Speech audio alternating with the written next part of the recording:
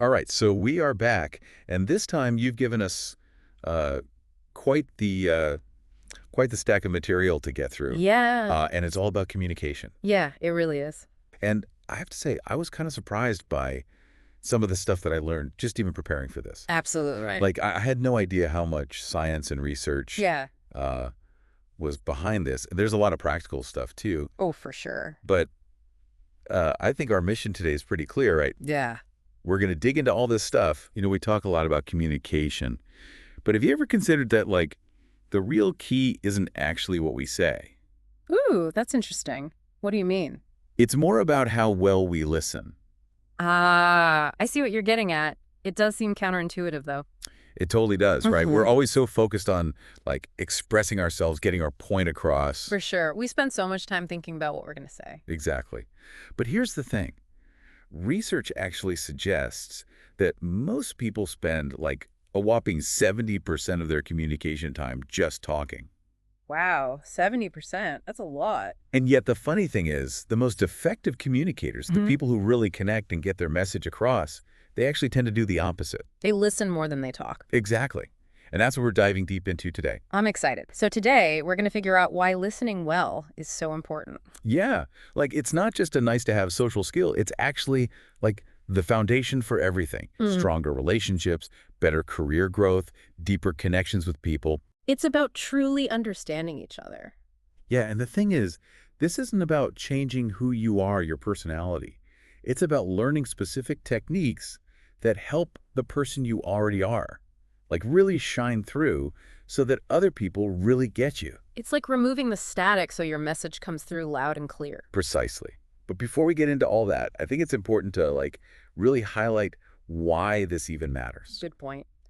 What are the consequences of not getting this right? I'm glad you asked that Yeah. because let's be real, we've all had those moments, right? Oh, totally. Where communication just goes totally off the rails. Maybe it's a text message that is just completely misinterpreted or an email that like rubs someone the wrong way. Ah, yes. The tone gets lost and suddenly there's this whole drama. Totally. And those might seem like small things, but the data on this is actually pretty shocking. Really? Yeah. Did you know that like 93% of people say they regularly misinterpret everyday conversations? That's almost everyone. Wow, that's way more common than I would have thought. I know, right? So it's not just about like avoiding awkward moments. This miscommunication stuff actually has a really big impact on our lives. Okay, I'm all ears. And that's precisely what we're going to unpack today. Like we've gone through a ton of research articles, books, all that good stuff to give you a clear path to truly effective communication. Awesome. I always love a good roadmap. Me too. Yep. And speaking of roadmaps, the first stop on our journey is the hidden costs of miscommunication. You mentioned text messages earlier, and there's such a perfect example of how easily things can go wrong. Like, have you ever gotten that one-word K reply to a message you put a lot of thought into? Ugh, don't even get me started. It feels so dismissive, even if the person, like, genuinely didn't mean it that way. Exactly. And then there's humor. Right. Oh, yeah, jokes can be a minefield in text. Because, like, you're missing all the nonverbal cues, the tone of Yeah. voice, the facial expressions. So a joke can completely fall flat or even, like, be taken as offensive. Totally. It's like trying to decipher a secret code. And sometimes you get it wrong. And the thing is, these little misinterpretations, they can snowball into something way bigger. That's true. It might seem insignificant at first, but then Exactly. It's like one minute you're arguing about the tone of a text message, and the next minute, you're questioning the whole relationship. exactly. Our sources actually highlight some really good examples of this. Like, think about a manager giving feedback that's super vague. Oh, yeah, like your work needs improvement. I hate that. It's just so unhelpful. It is. Like, what exactly needs to be improved? How? Without those specifics, the employee just feels criticized and lost. For sure. They're left feeling demoralized instead of actually learning and growing. It's like getting a bad grade without any feedback on how to do better next time. Exactly. Or, that classic situation where your partner says, I'm fine, but their tone is like, Definitely not fine. right? And we all know that's usually the beginning of, like, some deeper unresolved issues. These seemingly small communication breakdowns can have a ripple effect. And our sources even share some real-life stories that illustrate this point perfectly. There's one about Maya, who lost a decade-long friendship because of a simple text message. She texted her friend saying she was too busy to meet up, and her friend took it as a sign that she didn't value their relationship anymore. Wow, a decade-long friendship ending over a text. I know, it's heartbreaking. And then there's Michael, who made a casual comment about a colleague's project, saying it was interesting, which he probably meant neutrally, but it was perceived as sarcastic. And Ouch. it created this ongoing tension in their workplace. And we all know that kind of tension can be so draining. Absolutely. And these miscommunications can have serious professional consequences too. Like Emma, who missed out on a promotion because her email expressing interest came across as hesitant instead of confident. It's like all she needed was a slight tweak to her phrasing, and she might have gotten that promotion. Totally. And then there's the story of that tech team who spent weeks developing the wrong features for a product simply because the initial instructions weren't clear. Weeks of work wasted. It's a great takeaway from the Blinkist summary we read. It emphasized that misunderstandings aren't just awkward, they have significant financial and personal costs. So making communication a priority is actually a really smart investment. It absolutely is. And, there's a really fascinating explanation for why we have these misunderstandings so often. It all comes down to how our brains are wired. Okay, I'm intrigued. Tell me more. Our sources describe our brains as prediction machines. What that means is that our brains are constantly trying to make sense of the world by filling in gaps in information with assumptions. So we're always trying to complete the picture, even if we don't have all the pieces. Exactly. And the problem is, when we're missing information, our brains tend to default to negative interpretations. Oh, that makes so much sense. It explains why we so easily jump to the worst case scenario. Exactly. Like, if you give a presentation and there's a moment of silence afterward, your brain might instantly interpret that as disapproval, even though people could just be, like, thinking about what you said. It's almost like our brains are wired to look for danger. It's a survival mechanism from way back when, I guess. But in today's world, it often leads to unnecessary stress conflict. And this negativity bias doesn't just impact our personal lives, it can have a huge impact on businesses too, right? Oh, absolutely. Yeah. The research we looked at showed that miscommunication costs companies an average of over $62 million every single year. $62 million, that's insane. I know. And for large companies, it can be even worse, like hundreds of millions of dollars down the drain. And all because of things like unclear emails, missed deadlines, and conflicts that could have been avoided. Exactly. It's all wasted time, energy, and resources. And on a personal level, it's like, how many arguments have you had because something you said was misconstrued or taken out of context? Oh, too many to count. Or how many opportunities have you missed because your message didn't land the way you intended? I can definitely think of a few. It's so frustrating, right? All those hours spent explaining yourself over and over, feeling like your advice is being taken as criticism, or getting those confusing email replies that leave you wondering if the person even read your message in the first place. Seriously. Uh, Sometimes I feel like I'm speaking a completely different language. And, all of this comes back to the fact that we often focus so much on what we want to say that we forget about the other half of the equation, Which is, actually making sure the other person understands what we're trying to say. we focus on the transmission, but not the reception. Exactly. We prioritize getting our point across over ensuring that it's actually received and understood correctly. We can have the most eloquent delivery, the perfect vocabulary, but if the person on the other end interprets it completely differently, it's all pointless. It's like that saying, it's not what you say, it's how you say it. But in this case, it's also about how it's heard. Totally. Effective communication only happens when both sides are on the same page, when the meaning received matches the meaning intended. Like a two-way street, right? Absolutely. It's like throwing and catching a ball. You can make the perfect throw, your message can be crystal clear, but if the other person isn't paying attention, isn't ready to catch, or thinks you're throwing something else entirely. The ball's going to drop. Exactly. And that's why communication takes effort from both sides.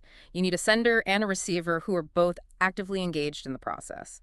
So we've seen how much miscommunication can cost us, both personally and professionally. Now let's shift gears and talk about how we can actually get better at this whole communication thing. Our sources present a really helpful framework called the 3 pillars of effective communication. And what's interesting is that most people tend to fixate on just one of these pillars. I'm curious to hear what these pillars are. So the first pillar is verbal communication, which is like pretty straightforward. It's the words we choose and how we say them. Okay, so that's all about like finding the right words and speaking clearly. It's definitely part of it, but there's a lot more to it than just vocabulary. Our sources emphasize that the tone of our voice plays a massive role in how our message is received. Oh, right. Tone can make a huge difference. Like, think about the phrase, "I didn't say you were wrong." Depending on which word you emphasize, that same phrase can have like 7 different meanings. Really? 7. Yeah. If you stress "I," it sounds like you're defending yourself against an accusation made by someone else. If you emphasize "didn't," it's a flat-out denial that you ever said that. And if you put the focus on "wrong," you're implying that the person might have been mistaken, but not technically incorrect. That's wild. It's like a linguistic magic trick. It's one of the key takeaways from our sources. Even subtle shifts in emphasis can completely change what your words mean to the listener. So it's not just about the words themselves, it's about the way you deliver them. So tone matters just as much as the words themselves. Absolutely. And then you've got things like volume, how loud or soft you speak, your projection, like how clearly you project your voice, and intonation, the rise and fall of your voice. Yeah. All of these things contribute to your overall tone, and they can either amplify your message or completely sabotage it. It's like adding seasoning to your words. The right amount can enhance the flavor, but too much or the wrong kind can ruin the whole dish. Exactly. Like, imagine a manager saying, "Can you come to my office?" If they say it in a light, upbeat tone, it probably feels like no big deal. But if they say it in a serious, low voice, it could sound like you're in trouble. Okay, so tone is clearly super important. But what about the second pillar? The second pillar is nonverbal communication. It's basically everything that isn't spoken. Your facial expressions, your posture, your gestures, your eye contact, all of these things are constantly sending messages, even when we're not saying a word. It's like we're having a silent conversation alongside the spoken one. Exactly. And the crazy thing is, research shows that nonverbal communication makes up over 55% of our communication impact in person. Wow, over half. That's way more than I would have thought. I know, it's crazy, right? Our bodies are always communicating, even when we're not consciously aware of it. And the thing is, people tend to believe what they see more than what they hear. Especially when those two things contradict each other. Exactly. Like, if you tell someone, "I'm really interested in what you're saying," but you're scrolling through your phone, they're not going to believe you. Yeah, your actions are speaking louder than your words in that case. Totally. Or if you say, "I'm not upset," but your jaw is clenched, your arms are crossed, and your face is red. They're definitely going to think you're upset. Because our bodies often betray our true feelings, even when we're trying to hide them. Okay, so we've got verbal communication and nonverbal communication. What's the third pillar? The third pillar is active listening, and this is the one that often gets overlooked. But it's actually the most crucial one for becoming a truly effective communicator. Interesting. I feel like listening is often seen as a passive activity, just sitting there and absorbing information. Right, and that's exactly where we go wrong. Because active listening is anything but passive. It's about being fully present and engaged in the conversation, not just waiting for your turn to talk. So it's about more than just hearing the words. Way more. When you actively listen, you're not just listening to the words, you're trying to understand the deeper meaning behind them. You're paying attention to the speaker's emotions, their values, their intentions. You're trying to see the world from their perspective. It's like stepping into their shoes for a moment. Exactly. And this is what separates the good communicators from the great ones. Yeah. It's the difference between simply hearing someone's words and actually understanding where they're coming from. It sounds like active listening really completes the communication circuit. Totally. Without it, you're essentially just broadcasting information into the void. Even with the perfect words and the perfect body language, if you're not listening, you're not really communicating. Exactly. And when you combine all 3 pillars, the verbal, the nonverbal, and the listening, that's when the magic happens. It's about creating a synergy between what you say, how you say it, and how you listen. And when these 3 elements are in alignment, our sources call that congruence. It means your entire being is communicating the same message, and that's what builds trust and understanding. So let's dig a little deeper into this whole nonverbal communication thing. It's pretty fascinating, right? Definitely. It's amazing how much we can communicate without even saying a word. Right. And the crazy thing is, our bodies are constantly sending out these signals, often without us even realizing it. It's like we have this whole secret language we're not even aware of speaking. Exactly. And one of the most fascinating things our sources talk about is microexpressions. These are super quick, fleeting facial movements that last for like a fraction of a second. Micro expressions, I've never heard of those before. They're pretty cool. Mm-hmm. Basically, they happen so fast that we're not even aware of them, but they can reveal our true emotions even when we're trying to hide them. So even if you're trying to keep a poker face, your microexpressions might be giving you away. Totally. And people pick up on these subtle cues subconsciously, even if they're not aware of it. It's what gives us those gut feelings about whether someone is being genuine or not. It's like our subconscious is reading the signals our conscious mind is missing. Exactly. And that's why understanding nonverbal communication is so important. It's like having access to this whole other layer of information that can help us understand what's really going on in a conversation. So even when we're not saying anything, we're still communicating. We are. Our posture, our eye contact, even our stillness, all of these things send messages. Think about walking into a job interview. Okay. Before you've even said a word, the interviewer is already forming impressions of you based solely on your nonverbal cues. It's like they're sizing you up without you even realizing it. Exactly. And this silent language can either work for you or against you. If you walk in with your head held high, shoulders back, making eye contact, you're projecting confidence and openness. But if you slouch in, avoid eye contact, and fidget nervously, It's going to send a totally different message. they're going to think you're unsure of yourself, or maybe even hiding something. And the problem is, this silent language can really undermine your message if it contradicts what you're saying. Like we talked about earlier with the I'm not upset example, but your body language is screaming the opposite. Exactly. Research shows that when verbal and nonverbal messages clash, people almost always believe the nonverbal cues. So if you're telling someone you're not upset, but you're clenching your fists and avoiding eye contact, they're going to believe your body language over your words. Every single time. So let's break down some of these key nonverbal elements. First up, eye contact. In most cultures, good eye contact is essential for building trust and rapport. It shows that you're engaged in the conversation and that you're being sincere. Exactly. And it's interesting because our sources recommend this really cool exercise. The next time you're watching a news interview, pay attention to the eye contact of the person being interviewed. Okay, I'll try that. You'll probably notice that the people who maintain steadier eye contact tend to come across as more credible and trustworthy. It's like they're saying, I have nothing to hide. I'm being truthful. Exactly. And it's not about staring intensely at the other person, of course. Natural eye contact includes brief breaks and shifts in gaze, but consistent avoidance of eye contact can definitely raise red flags. It's like you're saying, I'm uncomfortable or I don't want to engage with you. And then there's posture. The way we carry ourselves sends a powerful message about our confidence and attitude. Standing up straight with your shoulders back generally projects an air of confidence and openness. But if you're slouching, with your shoulders hunched forward, it can make you look insecure and closed off. Totally. Even if you're saying all the right things, if your posture is screaming, I'm not confident, people are going to pick up on that. And it can seriously undermine your message. It's like you're shrinking yourself down, making yourself smaller than you really are. And then there are facial expressions. These can be tricky because they're often so fleeting and subtle, especially those micro expressions we talked about. Yeah, it's hard to control those split-second reactions. Exactly. You might think you have a neutral expression during a tense meeting, but your face might be betraying your true feelings. Like a slight frown or a raised eyebrow that you're not even aware of. And even if the other person doesn't consciously register these micro expressions, they might pick up on them subconsciously. Which leads to those gut feelings like, I don't trust this person or something doesn't feel right. Exactly. And it's not just about what our faces are doing.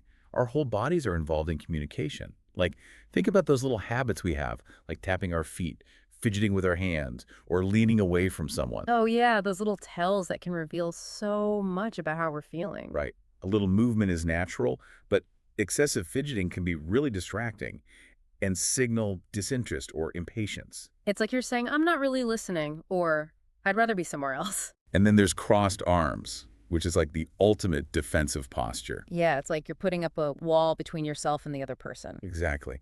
And our sources point out that this posture can be especially damaging in professional settings. Like in a business negotiation or a team meeting. Totally. There are even cases where negotiations have fallen apart simply because one party kept their arms crossed the whole time. It unconsciously sent the message that they weren't open to ideas or collaboration. It's fascinating how much these unconscious signals can impact our interactions. It really is. And that's why it's so important to become more aware of our own nonverbal patterns. But how do you do that? I mean, most of the time, we're not even aware of what our bodies are doing. Our sources suggest a really simple but effective technique.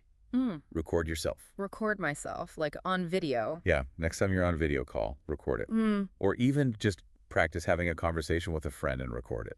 Then watch it back and pay attention to your nonverbal cues. That sounds a little scary. It can be, but it's also really illuminating. You might be surprised at how often you break eye contact, fidget, or close off your posture without even realizing it. And once you become aware of these habits, you can start to consciously change them. It's like becoming the director of your own body language. Exactly. Yeah. And it's amazing how much of a difference it can make in how people perceive you and how effectively you communicate. So we've talked a lot about what we say and how we show it through our body language. But now let's talk about the other side of the communication coin, the part that often gets neglected. Listening. I'm all ears. Good one. But seriously, our sources talk about this phenomenon as the lost art of listening. The lost art of listening. What do you mean? It's interesting, right? Because we live in a world that constantly emphasizes the importance of being a good speaker, of being articulate, persuasive, and charismatic. And being a good listener, not so much. Exactly. But the paradox is that the most influential communicators, the people who truly connect with others and make a lasting impact, they're often the ones who speak the least. So it's not about being the loudest voice in the room. Not at all. The research actually suggests that leaders who are exceptional listeners are rated as much as 40% more effective than their peers. That's a pretty significant difference. Right. And it all comes down to the fact that active listening, the deliberate practice of truly concentrating on understanding, responding to, and remembering what someone is saying, is the foundation for building genuine connections. Because when you truly listen to someone, it makes them feel seen and heard. Exactly. And that's something we all crave, whether we realize it or not. But the problem is, most of us don't actually listen as well as we think we do. What do you mean? Our sources talk about this thing called rehearsal listening. Rehearsal listening. It's basically when you're not really listening to the other person, you're just waiting for your turn to talk. Oh, I've totally done that. We all have. Yeah. Like you're half listening to what they're saying, but you're also mentally preparing your response, maybe even judging what they're saying or thinking about something else entirely. So you're not really present in the conversation. Exactly. It's like you're going through the motions, but you're not truly engaged. And when that happens, communication breaks down. It becomes more like two parallel monologues than an actual conversation. Totally. But true active listening is completely different. It requires you to be fully present and focused on the speaker. Okay, so how do you do that?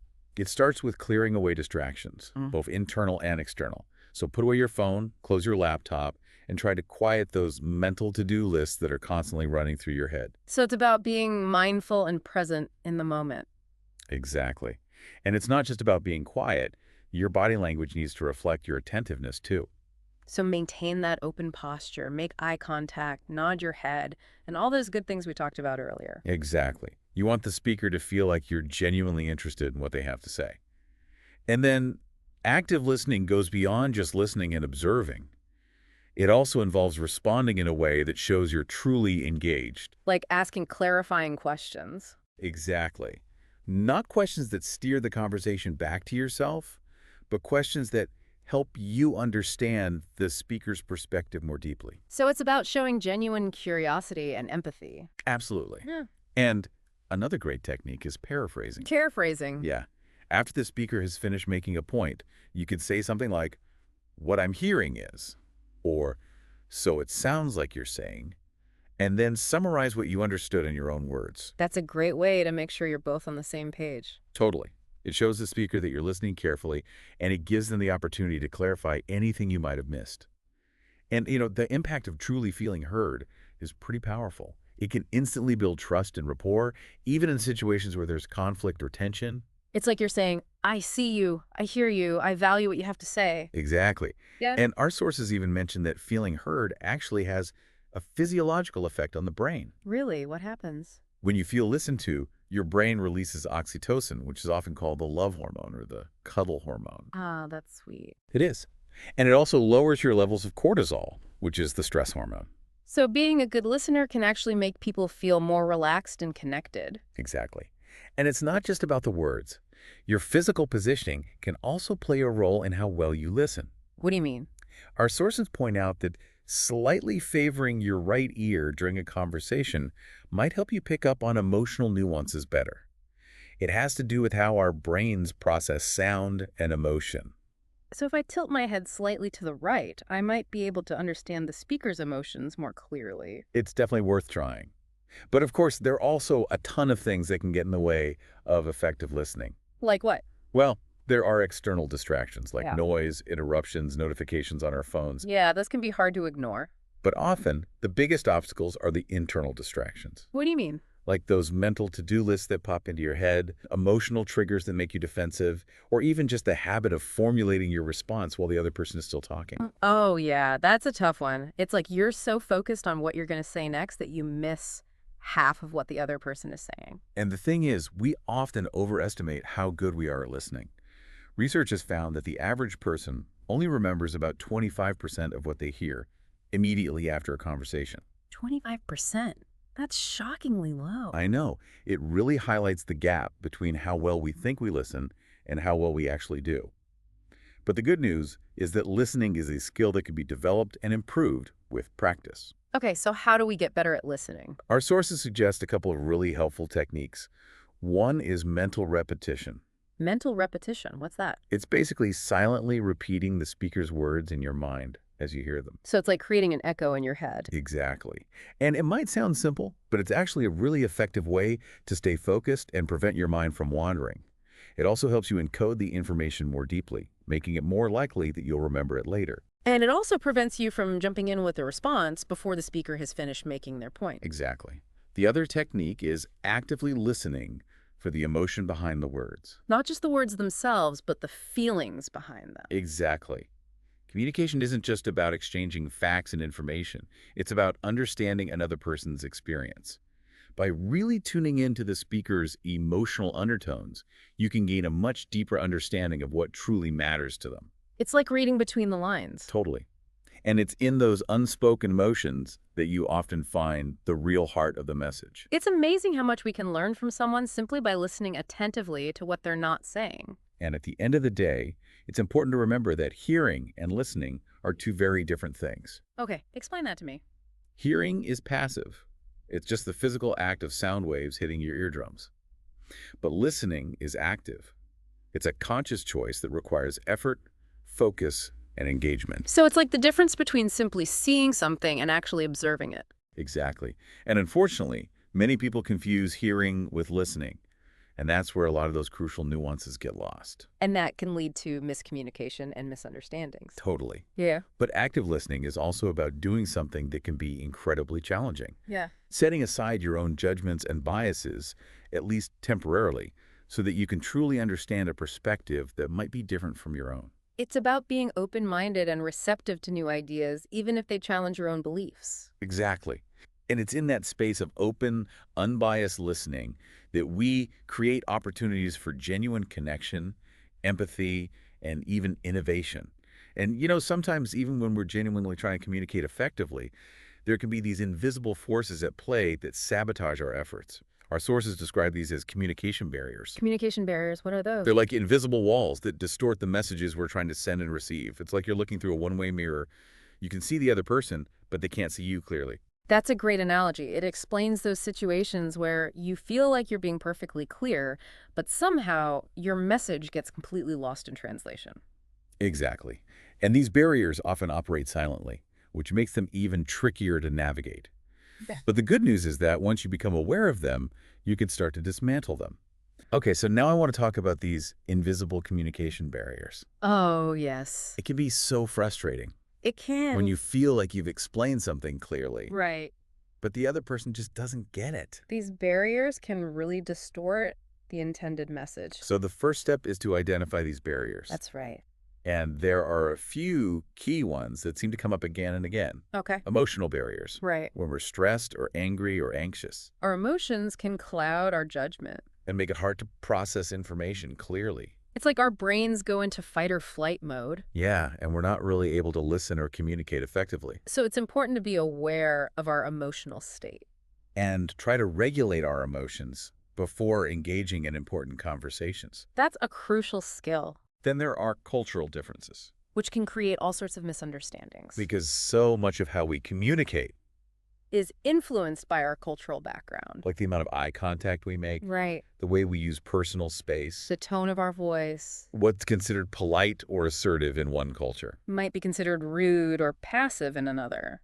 So it's really important to be aware of those differences. And to be respectful of other cultures. And then there's specialized language. Right, all that jargon and technical terms. It's easy to forget It is. that not everyone understands your particular language. Especially when you're communicating across different departments or industries. So it's important to simplify your language And avoid using too much technical jargon. and to make sure that everyone is on the same page. By checking for understanding regularly. But perhaps the most dangerous barrier of all, Is making assumptions. making assumptions. We fill in the blanks based on our own limited perspective.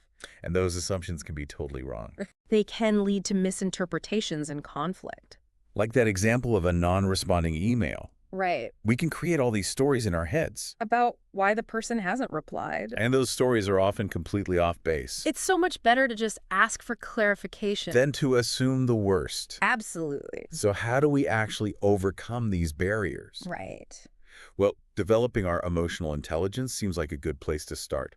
Yes, being more aware of our own emotions and how they impact our communication. And then practicing things like pausing before reacting Taking a deep breath. and trying to see things from the other person's perspective. That empathy is crucial. And when it comes to language, Yes. being mindful of our audience, Using clear and concise language. avoiding unnecessary complexity, And checking for understanding regularly. and most importantly, asking clarifying questions. To avoid making assumptions. So we've covered a lot of ground here, We have. but let's move on to some practical techniques that we can use to improve how our messages are received. These are actionable strategies that you can implement immediately. So the first one is message framing, Right. which is basically structuring your communication. With a clear beginning, middle, and end. It's like giving your listener a roadmap, So they know where you're going and how to follow along. and it makes your message more memorable. Because it's organized and easy to process. Then there's the strategic use of pauses. Which can be surprisingly powerful. We tend to be uncomfortable with silence, We do. We feel this urge to fill every gap. but a well-placed pause, Can create emphasis allow for processing time, and project confidence. especially in those high-pressure situations. It can make you seem more thoughtful and in control, Then there's mirroring. which is a great way to demonstrate active listening. You're basically restating or paraphrasing What the other person has said. to show that you're paying attention. And to make sure you understood correctly. It's a simple technique. But it can make a huge difference. And then there's the idea of daily self-recordings. Oh, yeah, that's a great practice. Just 5 minutes a day. To observe your own communication habits. Yeah, to see how you sound. Your tone of voice, your pacing, your filler words. It can be eye-opening. It can. But it's a really valuable way to identify areas for improvement. And to become more aware of how you're coming across. And finally, there's the 1.1 message approach, Right. which is especially important in professional settings. Where we often have a lot of information to convey. The idea is to focus on one key message at a time To avoid overwhelming your audience. and to make sure that your main point is clear. It's about respecting your listener's cognitive capacity. So to wrap things up, Okay. I think the biggest takeaway here is that effective communication, Is a skill that can be learned and developed. it's not just about being a naturally gifted speaker, It's about understanding the principles and practicing the techniques. and it's about being intentional and mindful. In how we interact with others. And the payoff for all this effort, Is huge. stronger relationships, Greater success. and just an overall sense of well-being. Because communication is the foundation of everything. So as you go about your day-to-day, Yes. I encourage you to think back to a recent misunderstanding Right. and try to analyze it. Through the lens of these communication principles. What could you have done differently? How could you have communicated more effectively? Because with a little bit of effort We can all become better communicators. and create more meaningful connections with the people around us. Absolutely. And that's it for this deep dive into communication. Thanks for joining us. Until next time. See you then. Bye.